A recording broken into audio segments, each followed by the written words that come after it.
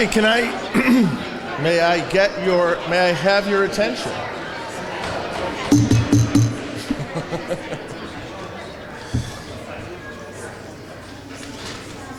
This is terrific. We've created a monster. There is networking going on. This is wonderful. Let me invite up our next panelists in what I'm calling our Government and Problem Solvers panel.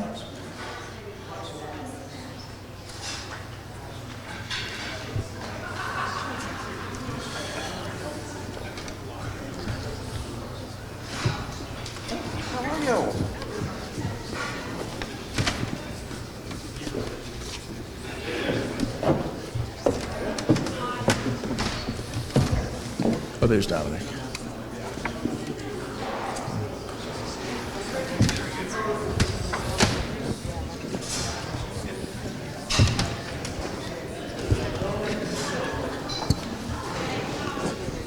So this is the beauty of our politicians and problem solvers panel. You can't get them to stop talking to one another, which is exactly what I had hoped they would do. So we'll give poor Senator Cooney a minute to work his way up.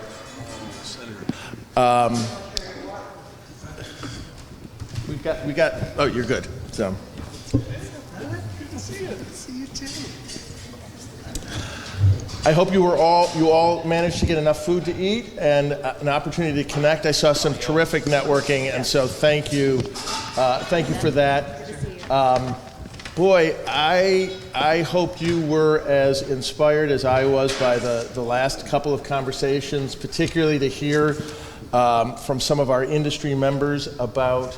I expected, frankly, to hear challenges that our industry members are having. I was surprised and pleasantly surprised to hear solutions and creative suggestions from our industry panel, which I think is a real testament to those companies and to your work. So thank you very much. Let me now turn to our next panel. I'm very pleased to welcome New York State Senator Jeremy Cooney.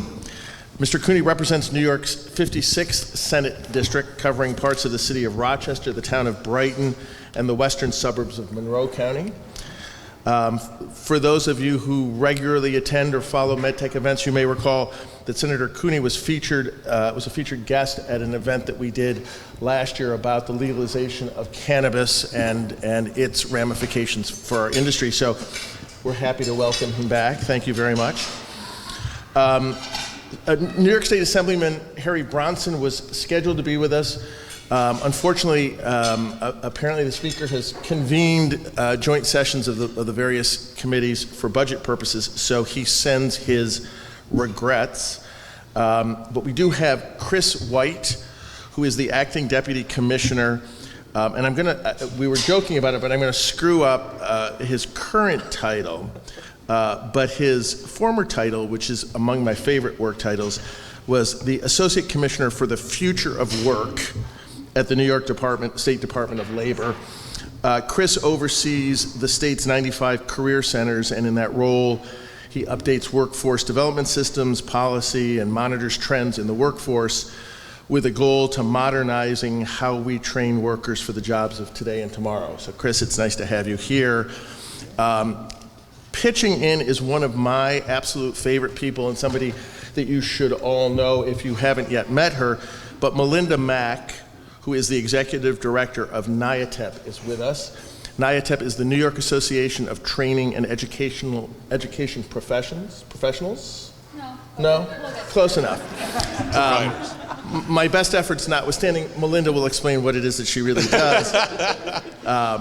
She is a terrific partner of ours, and so I'm glad. Thank you, Melinda, for being here. And moderating our panel is Dominic Robinson, who is the Vice President of Economic Inclusion at Center State CEO. Center State CEO is an economic development strategy, business leadership, and Chamber of Commerce organization for the Syracuse and the Central New York regions. The economic inclusion team, headed by Dominic, seeks to develop workforce solutions that meet the hiring needs of employers while creating opportunities for and underemployed New Yorkers. So thank you one and all for being here. With that said, I will leave it to you, Dominic. Thank you, Wynn. And hello, everyone. Good afternoon. We hope to keep this panel lively to keep the food coma away. So I first just kind of want to talk a little bit about why we're up here. And I think that, we're all gathered to wrestle with this really kind of persistent tension that is the work that you all are doing to drive your companies and to drive the economy forward and to create growth, while also maintaining a workforce, right? And I think that the fact of the matter is that seems like a relatively simple proposition. You create jobs, people apply for those jobs and execute those jobs. And if for some reason that's not working, then we need people to train more for those jobs, right? It seems simple enough. But what we actually know is that the workforce challenges that we face, especially today, are incredibly complex and with a whole variety of variables and dynamics that make it much harder to find and retain a high quality workforce today than it ever has been. And so the work that we do at Center State CEO is really about trying to work with our regional businesses to understand their workforce needs, while also working with a variety of partners in our communities to address those systemic barriers that make it hard for those companies to hire. And so you think about all the different folks that are involved in that equation, and it's training providers, it's community-based organizations, it's of course the companies themselves, it's the workforce system, but it also is the public sector more broadly. And I think that sometimes when you hear a term like public sector problem solvers, many of us might think of it as an oxymoron. But what we have found is that really our most successful attempts at scaling strategies that work and remaining agile in the work that we do, especially by creating opportunities and on-ramps for low-income communities, persons of color, underemployed individuals who are often invisible to our workforce system. It has been through creative partnerships with the public sector, whether at the state level, whether with our electeds, or even at the local level, right? But we've actually found that is the critical ingredient to doing anything worth doing at scale. So we can talk more about that, but I think what we're really here to talk about today, and what we hope you're willing to participate in the discussion around, is how do we get the public sector, how do we leverage our public sector partners, whether in the Department of Labor, whether in elected leadership, or across the state government, and where Melinda is so influential in her work, and I'll let her talk about that more in a second. How do we leverage the public sector to get more done, both for your companies, but also for our communities? So with that, I'm going to start asking some questions of our panelists, but hopefully just kind of start to evolve this into a dialogue. I would encourage anyone who, if you hear something on topic that you want to weigh in on or ask more about, feel free to jump right in. Let's keep this lively if possible. So I will start with my very old friend who I've not seen since, frankly, before he was elected into office, Jeremy Cooney. We used to be in Albany together as members of the Young Leaders Congress for the Spitzer administration, actually. Underrated administration, I'm just going to say. Problems aside. At any rate, I think as an elected official, Senator, you obviously have to keep your finger on the pulse of your constituents, both in the private sector, but also on the ground of the community. And so specifically, as we think about an increasingly technological field with increasingly challenging jobs to fill, and yet people who want to fill those jobs and have some capacity to fill those jobs, what are you hearing, what are you seeing, what's working, where are your challenges in your district? Well, thank you, and thanks for inviting me to be part of this conversation today. I appreciate it, and Wynn and all of you here today, you committed to New York State, and we're grateful for you, and I wanted to just start off by sharing that gratitude. You're right, that there is this somewhat tension between the communities that we represent and the employers that are in New York State. And that tension can be looked at in a negative context, or it could be looked at as a positive one. I choose to look at it in a positive one in terms of opportunity. I was elected to the state Senate almost 2 years ago now as part of this kind of next generation of leadership that has grown up in upstate New York and has seen some of the challenges from the changing economy, post-industrial economy, obviously representing the city of Rochester and Eastman Kodak Company, recognizing that through my own family, through my own childhood, and now seeing where can New York go? And how can we bring the people of New York along with the state in that journey? All of you play an incredible role in making sure that those opportunities do exist. But the tension that I referred to really is between the communities that don't see that connection. They don't see that opportunity on a day-to-day basis. They don't believe that there's a space for them. They don't understand where these jobs can be and what they would look like. They don't see people that look like them, right? They don't understand and they don't see clear connections to physically get to some of your locations, right, for the public transportation angle. So there's a lot of tension that can be resolved.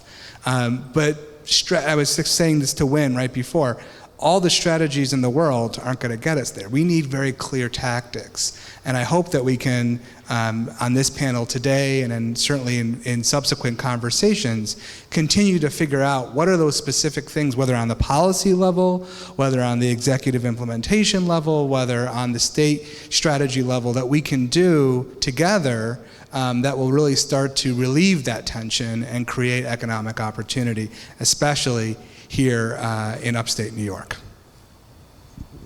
Thanks, Jeremy. So well said. I mean, I think that, we can kind of diagnose the issues. We can even develop strategies. But until those trickle down into actionable tactics, we're often still stuck, right?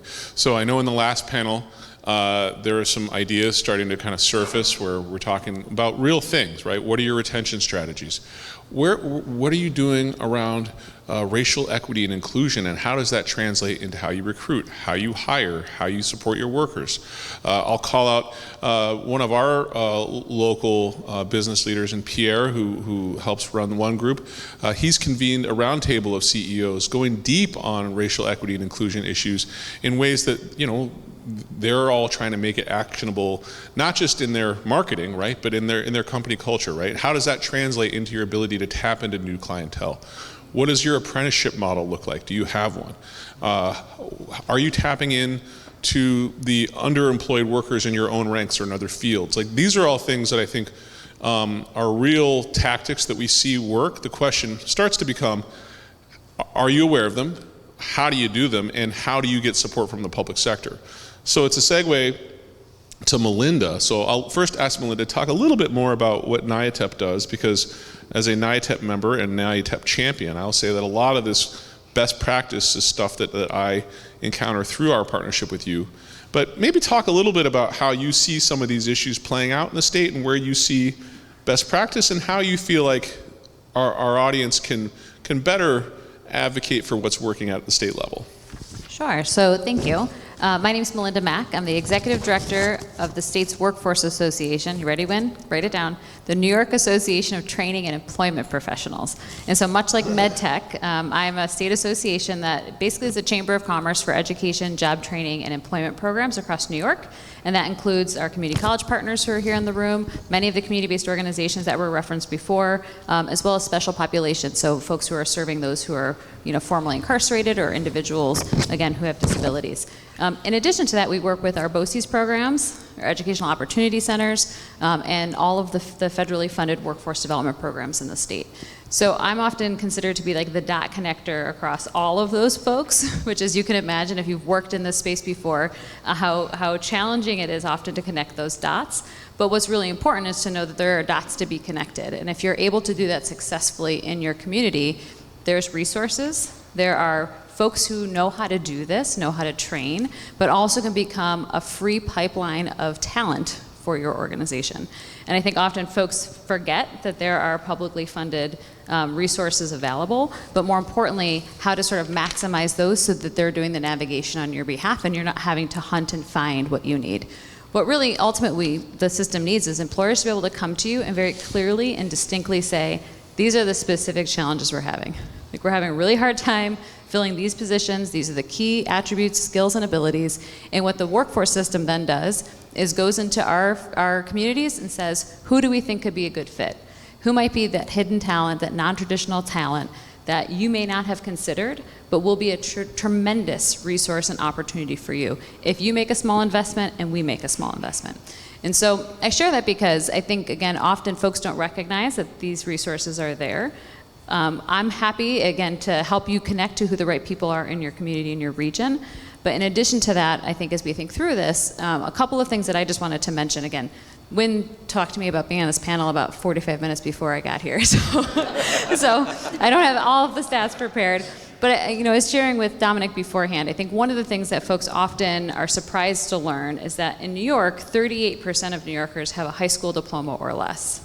More than a third of the folks who are in our population who are likely unemployed and underemployed have a high school diploma or less. So if you're just aiming at the four-year baccalaureate level, the odds of you maximizing the underutilized labor in your community is slim.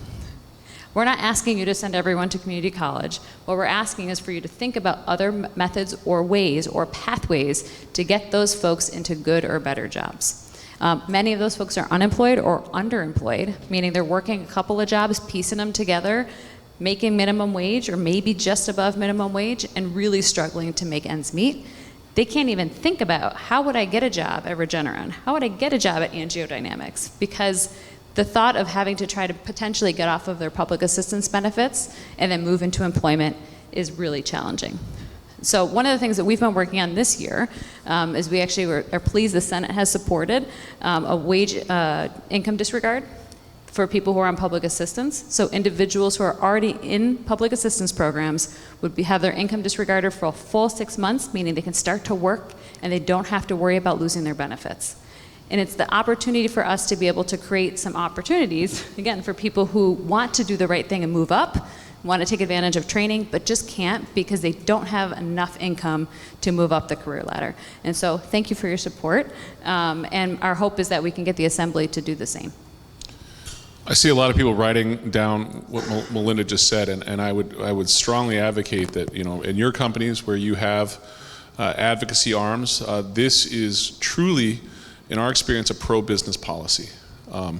We spend a lot of time, and I've heard from a lot of our employers, a lot of concern around, our labor market was tight because of the enhanced uninsurance benefits that were coming down through the feds.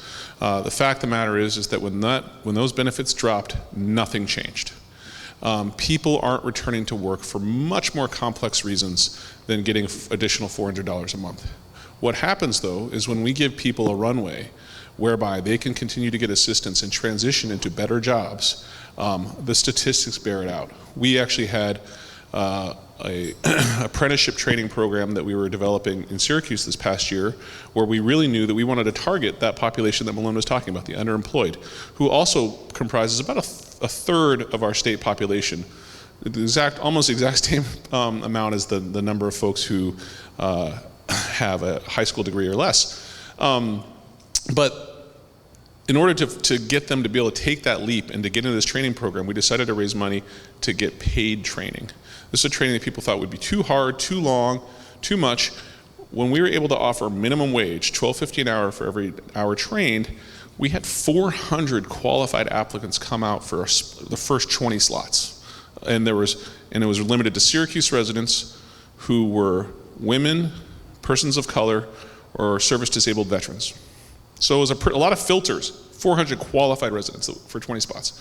So I want to just think about, when you think about the challenges to your own workforce problems, sometimes there's these systemic issues. The benefits cliff that Melinda's referring to being one of the most prominent ones. This legislation she's talking about fundamentally opens up a huge swath of the workforce that right now is invisible to us. So, little plug there. Chris, Department of Labor, right? I think under the Hochul administration, we're already seeing huge shifts tone, tenor, flexibility, innovation. Your former title speaks to a forward-looking, kind of perspective. Talk about DOL in general, Career Center specifically, how you see becoming even more of a resource and innovator with companies like those that are sitting here. Yeah, absolutely. So I really think, kind of playing off the narrative that you've already structured thus far, it really comes down to walking and chewing gum at the same time. So we have today's problems, but we also have to think about what are we doing for 6 months, a year, 2 years, 5 years from now. So what are we saying to the young people going to school in the elementary school or the middle school, literally a block away from the company, right? What are the opportunities? What are the opportunities for them to even know about the industries, not only that exist today, but the jobs and occupations that don't yet exist, but we know will, right? How are we thinking about the skill sets that we're even saying, that you need to train for, that you need to have? Those are the type of things that we're working on and thinking about at the Department of Labor, for sure, along with our amazing partners in SUNY and Cooney and our local workforce boards across the state.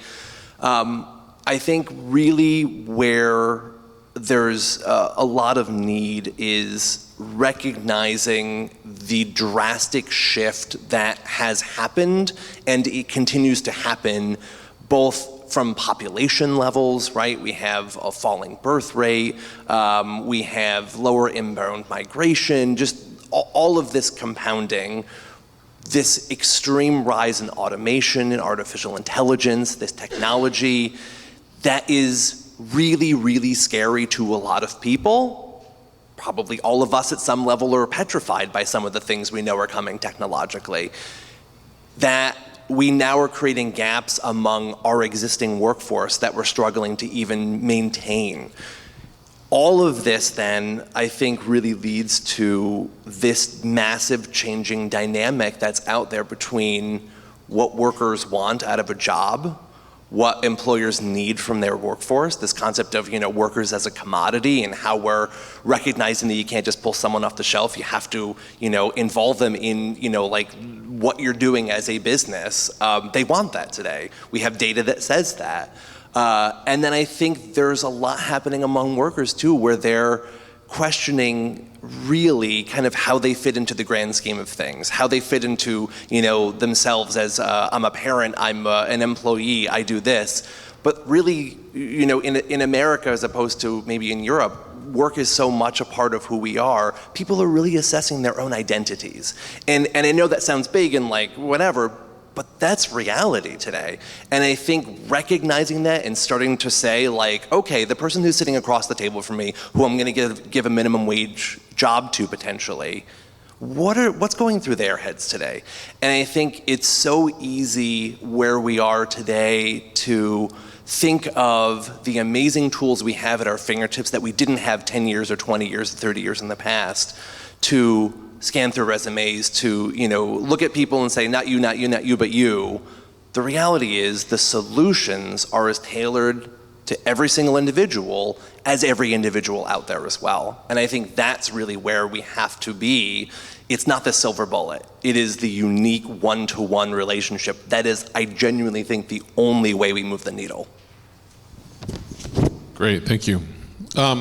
So I'm going to ask another quick question for everybody to answer, but as they are answering, while we're kind of on this topic, right, of how we are kind of unlocking hidden talent, how we're coming up with creative solutions to address these tensions around our workforce, I want to just suggest that if anyone has anything that you want to weigh in on or ask, after this next round of answers, I'll kind of turn to you and see if anyone wants to jump in with questions or comments, and then we'll kind of transition back to the next phase. But what I want to kind of use your comments, Chris, to kind of ask is, given where we're at right now, given everything you just said, pandemic, shifting demographics, less of a talent pipeline due to COVID and dubious immigration policies at a federal level, perhaps, where now we are really seeing this kind of perfect storm of things that have constricted talent. how do you guys see this as an opportunity, right? What can we do differently, especially at the public sector level now that we couldn't have done a couple years ago? What are the things that you're seizing upon from a policy level or a process level today that you think are worth sharing? No order, just everybody jump in. Sure. Well, I'll take a first stab at it. There's so much to unpack here. Over the past, let's say, 8 to 10 years, we heard a lot of dialogue from our elected officials at state and local levels, kind of this regionalistic approach, right? So I'm from Western New York. Rochester versus Buffalo, we're competing for workers, we're competing for jobs. We actually had an economic strategy by the state that actually encouraged that level of competition, for better or for worse. I would argue for worse. But these very much this kind of each region should be competing against each other region within New York State, above and beyond the upstate, downstate narrative or divide that has existed in the past and somewhat continues today. I think we're changing that, and I think what we're realizing is that it's no longer Rochester versus Buffalo, it's Rochester versus Raleigh, North Carolina. And it's recognizing that we have to become so much more competitive as a single unified state, not only to be more competitive in the global market that we're all participating in, but really domestically, where we're seeing population growth in our Sun Belt and really other tech-forward cities that have leaned into being nimble and attractive in their economic development policies and workforce policies and training. And for me, I think the opportunity is, and I chair the Upstate Cities Committee in the State Senate, and we focus a lot on what are the cities along the Thruway, Rochester, Buffalo, Syracuse, Yonkers, Albany. What do these cities have in common? What are some opportunities that we can work together to achieve economic goals? But also some of our smaller cities, Geneva, Plattsburgh, Binghamton, Elmira, Vestal. How do we talk and interact with these mayors and supervisors and economic development professionals to better our population and ultimately achieve population growth in the next census?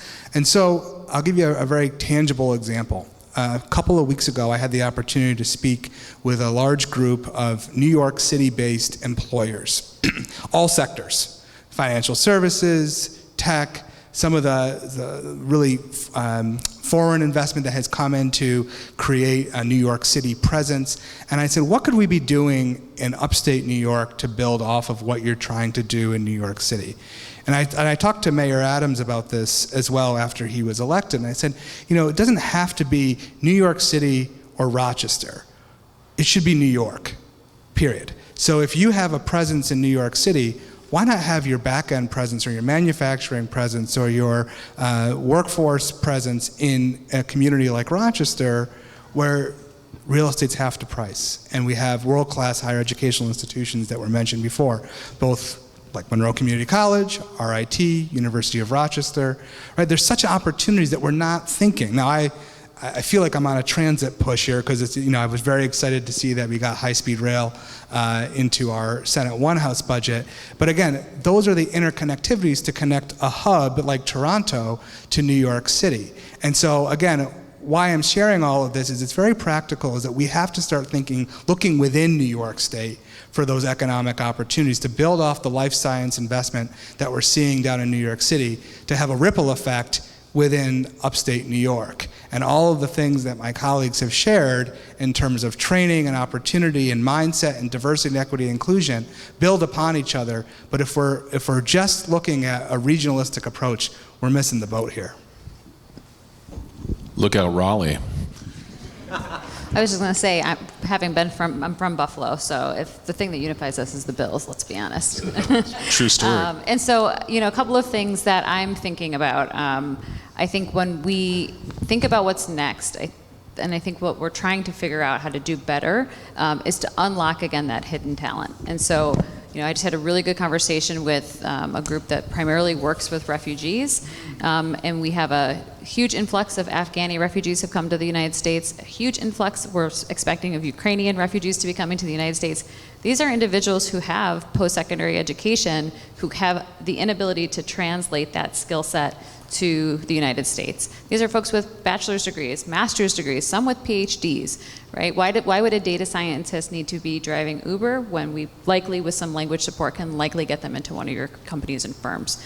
I think part of where there's creativity, where we can help you think through this, is we know of companies that decided, you know what, maybe I'm just going to exclusively hire Afghan refugees, and instead of trying to teach these folks how to speak English, I'm going to hire a manager who speaks whatever language they speak, right?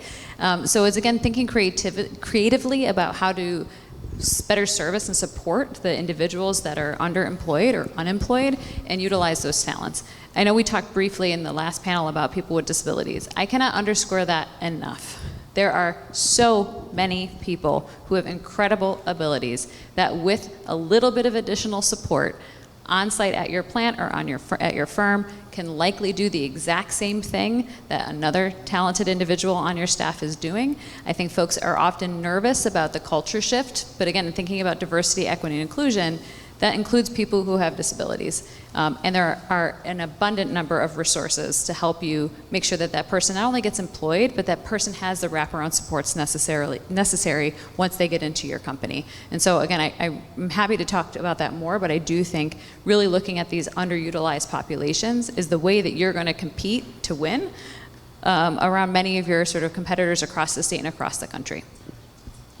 I think kind of where we are in 2022, looking back on the past couple years. And by the way, I love being in person again. Yeah. Like being able to actually make eye contact with people. It's just, I've missed it so much. Yeah. Not in a little box, right? No, I mean, I think as we look back, we have been able, as a society, but definitely from the state government perspective, we've been able, because of the scale of what we went through with unemployment insurance, apologies.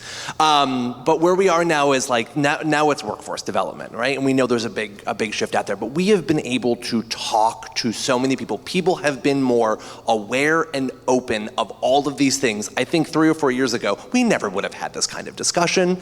Obviously, it's being driven by something important and the need is there for sure, but what we've been able to do is really hone in on the true need that's out there. Last year we did a couple of really big surveys. We did a big business survey in partnership with the New York State Business Council. I know you heard from Amber earlier. I don't know if she mentioned that. But we got a lot of really interesting data from that. We then followed it up with a job seeker survey. We're right now in the process of doing another job seeker survey. And literally today we sent out an email blast, and within, I'm not kidding, the first hour we had over 4,000 people respond. What do we do with that information is we can actually put it to use. We have been able, as a state, along with all of our partners, to procure some really interesting tools out there. One of the tools we have is a series of virtual career center services through a virtual platform.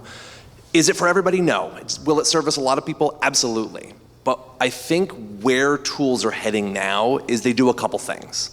One is they talk to you like a human being. In the past, you used to have to put in, the government code for this occupation and like what job. No, we're not doing that anymore. I upload a resume. It gives me feedback in real time as a person. From the business side, you can comb through resumes based on skill sets, but from the job seeker side, you upload your resume. It will then recommend skill sets based on the jobs that you had and artificial intelligence that recommends a career trajectory for you. It will guide you on then what are the type of trainings you might need to get to the next rung of the ladder, which is a pretty powerful thing. It's the kind of system that I think anyone who is a career guidance expert would have in their head. It's having technology that kind of allows you to connect those dots and kind of help someone see in themselves things that they wouldn't have before. Then you say, okay, great, so I know what I need to do, how in the world do I do it?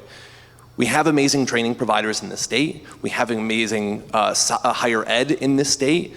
The scale of need is so great, and the need to be nimble is so great that infrastructure cannot do everything for everybody today. So we have to have tools that help, especially in the short term. So we were able, because of COVID, to procure an agreement with Coursera for online training. Again, online training is not for everybody, but it's something we've been able to find great use of. Today, because of that, we have had 75,000 people take courses on Coursera, which is astronomical. And you're like, okay, great, people bought licenses, or took licenses, whenever they're just sitting there. No, they have logged nearly 800,000 hours of learning through this tool. And you say, okay, what in the world are they learning? We have actively marketed because of the survey data. And by the way, our surveys between the business side and the job seeker side were incredibly aligned. Everybody in this room knows what we need, right? I think if you think about it, okay, we need people with digital literacy skills, basic communication skills, time management skills, all of these professional skills which used to be maybe kind of part of all the trainings we used to do in the past, aren't now, or people aren't able to demonstrate them now or articulate that they have those skills now. We have been able to put in front of people and market directly to them, saying, look, businesses say they need these skills. You can get these skills if you take this training. It's literally making it that easy, and people are doing it. Great, thank you. Okay, so out there, MedTech members, what are you hearing? What questions do you have? Do you want to call BS on something? Do you want to push harder on something? Do you want to raise a point of your own? Anything for the good of the crowd here? I can bring the mic to you. Okay. Oh, all right. Okay.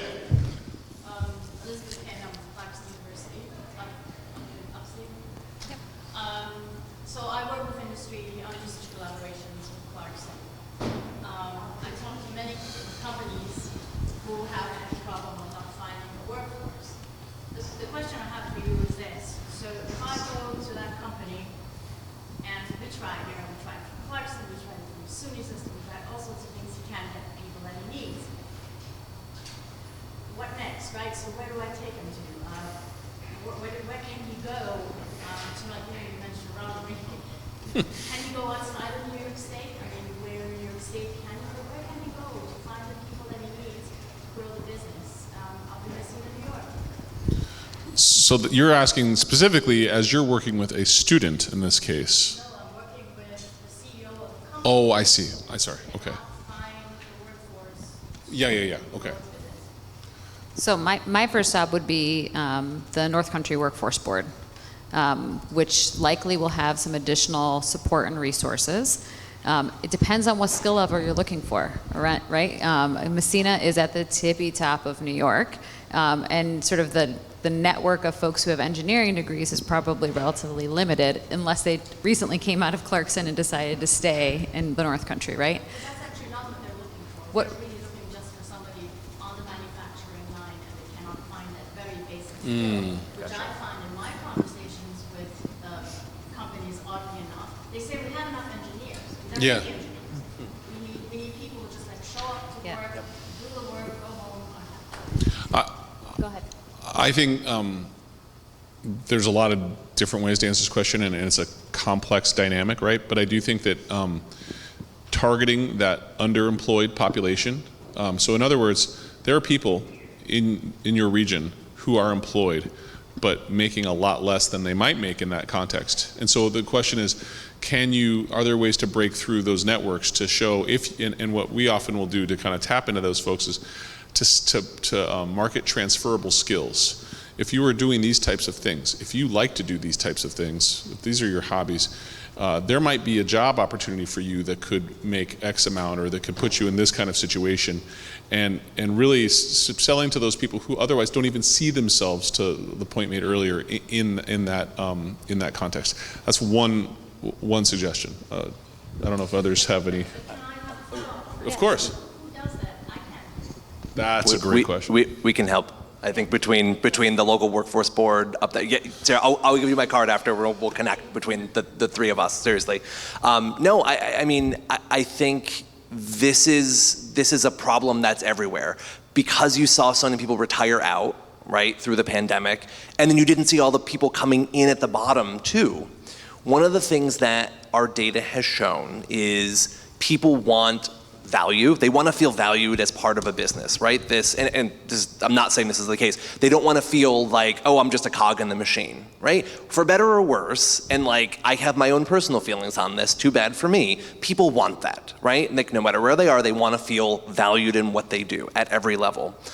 They also, and again, this is not ideal for every single setting out there, people want more than money, and I have data behind this, they want flexibility, and they want to work remotely. I'm not saying a manufacturing setting that's possible, but again, getting back to that one-to-one, what does that look like? Is it, and we've worked with some, we had a call center we worked with, oh my God, 5-8 years ago, whatever it was. Can't find people, great. Identify, talk to the business, get a sense of kind of like the hours they're looking for, the skill sets. It turned out the local school district's bus pickup time was like a half hour too early, so they couldn't get their kids on the bus in order to get there. But that's the kind of thing that we have experts out there in the field across the state, between our local workforce boards and state staff as well, who can help drill down on those things. That's what we get paid to do, and we want to do that sort of thing. So honestly, and any of you, we have teams out there to help, and they want to. And then actually that benefits cliff that you mentioned, that's Yeah. huge. Yep. I don't know, I'll get the training, I'll go and teach or something. I don't know who does that. And if you could make a call to the head of the state assembly and let them know that you feel that way about income disregards, that would be great, because the more employers that, again, let the speaker know how important it is, the better. Because I think sometimes they think the advocates are just being, soft-hearted, when in reality this is coming down to, like, it's creating a shortage in terms of the number of people who are able and able to actually get a better job. And we don't want people to be stuck in poverty, especially in places like Messina. And oftentimes when you're talking about changing careers like that, you're talking about upending so much of your life. That is a scary thing, right? If any of us have changed careers, as many of us have, like, that's a really scary thing. And by the way, if you're not getting supported through the training, that's even more scary. I think from a policy perspective, I would look at this issue from both a short-term and a long-term demand. In the long term, which I have a particular passion for, it's really our public education system. Now, I've spent a lot of time up in Potsdam, and I know that you have terrific schools. I'm really talking K through 12. We need to make sure that our students are exposed early on in their high school education careers, not just career and technical education, not just CTE, but exposed to the employers that are in their regions earlier on. And it doesn't have to be a formal internship. It doesn't even have to be a career day type thing, but it needs to be meaningful so that they know what the employment opportunities even are out there and what's exposed to them. At the same time, we need to be talking to their parents, right? And many of whom probably are experiencing some form of underemployment. This is an opportunity for them to re-enter the workforce. But that's a long-term solution. I get that. Short-term, I'm going to build off something that Dominic and I talked about years ago, which is how do we attract and retain workforce talent in communities outside of New York City? And I feel very passionate about this because I, like so many upstaters, had a high school class that about 90% of them are no longer in New York State, right? That they went off to the larger markets, Atlanta and Boston and out on the West Coast and Raleigh, of course. How do we get them to come back? Now, we can't compete with weather, although maybe Potsdam, if you're a skier, that's great. But how can we bring them back? Well, from a policy perspective, I have legislation that would, in fact, create what we call a relocated worker program, which is creating a financial incentive to go out and attract workforce, maybe folks who are from Hanawa, who then moved to Houston. And they want to come back and be close to their family in Hanawa. And now we're going to pay them $5,000 to help relocate them so that they can connect to broadband internet, they can set up a home office if they work remotely, or if they're going to go on a factory floor, they can get a moving truck and get back to the North Country, right? That's what other states are doing. Maine, Ohio, Kansas, these are states that all struggle with population and attraction. They've put a value on workforce, on people over companies. And the idea behind it is if we bring the workforce talent, the companies will then follow because the talent will be available for them.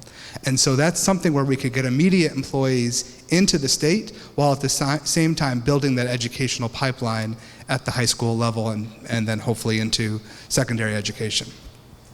Can I say there's one more immediate thing that you should explore for this summer? There's something called the New York State Summer Youth Employment Program, which is funded primarily through TANF and is available in nearly every county of the state.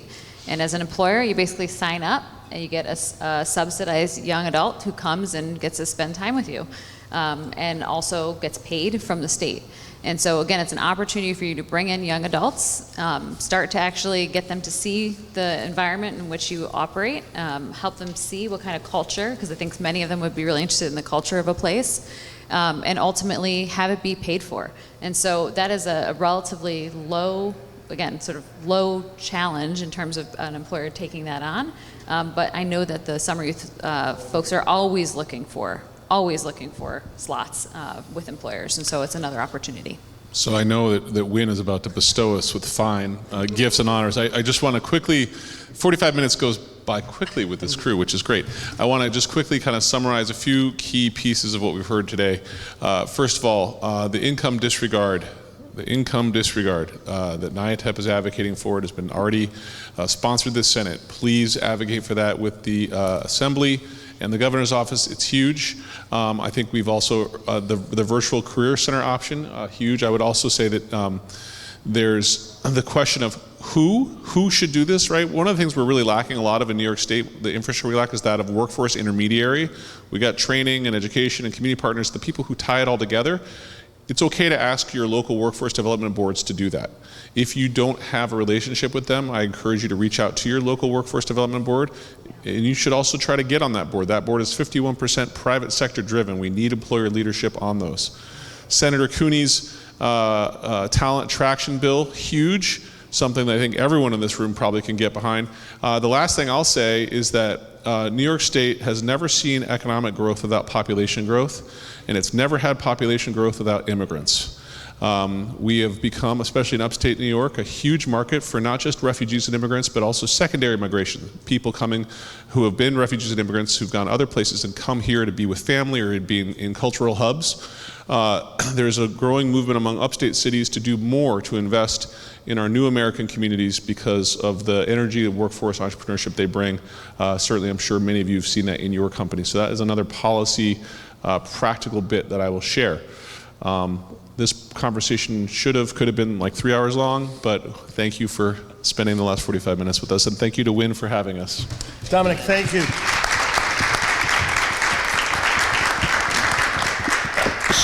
So let me just thank this group: Chris, Melinda, Senator Cooney, Dominic, Jeremy.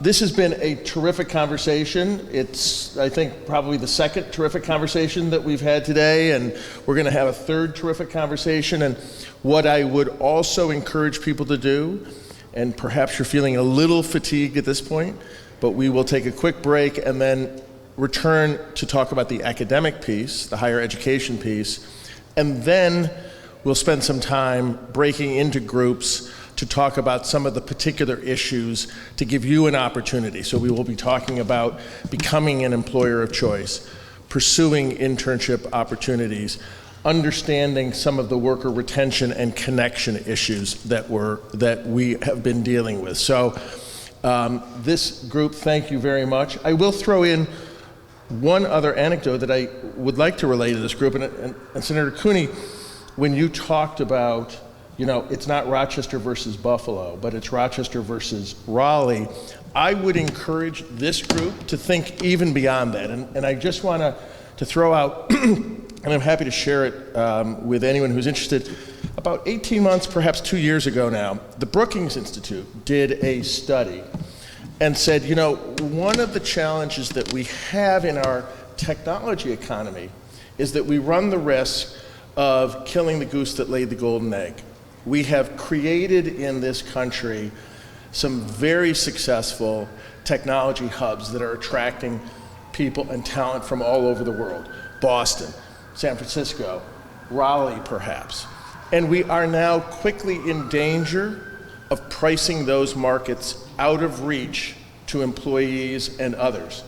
So that if you look at, for example, Worcester, Massachusetts, is seeing recordable population growth, to Dominic's point, that is not immigration related, primarily because the biomed market in Boston has become so expensive that Worcester is now a more affordable option. So Brookings said, here's what we need to do. We need to create a 10-year window with the federal government of increasing some supports and funding in research in other areas, and we're going to target it to spread out technology growth. Brookings then said, you don't want to do this across the country. We want to identify no more than 10 metros in the country to target this growth. They then identified 35 metros that meet the metrics that they would say are the ripe places to do it. Of those 35 metros, one state had 4 metros. That state was New York, and those metros were Albany, Syracuse, Rochester, and Buffalo. And I will stand on my soapbox and plead my case again to all of you folks who live and die and work in upstate New York. One of our biggest struggles is that we continue to be a parochial, localized place. And that we need, I say we can do Brookings Institute one better. Syracuse, Albany, Rochester, and Buffalo are not 4 metros, they are 1 metro. And we need to find solutions to bring those together. And to the point too, about New York City employers, there are successful models. Some of those models are here in this room, notably Regeneron Pharmaceuticals, that concentrates its headquarters in Tarrytown and is doing its advanced manufacturing in Rensselaer for many of the reasons that you talked about. We have opportunities across upstate New York, and we need to find ways to exploit those opportunities. So enough, therein ends my sermon. We will take a quick break and return at 3 o'clock for our academic discussion, and then at 4 o'clock we will do the breakout sessions. For those of you who thought you liked Melinda Mack at this session, you get a full hour of her at 4 o'clock. So don't dawdle, but thank you very much.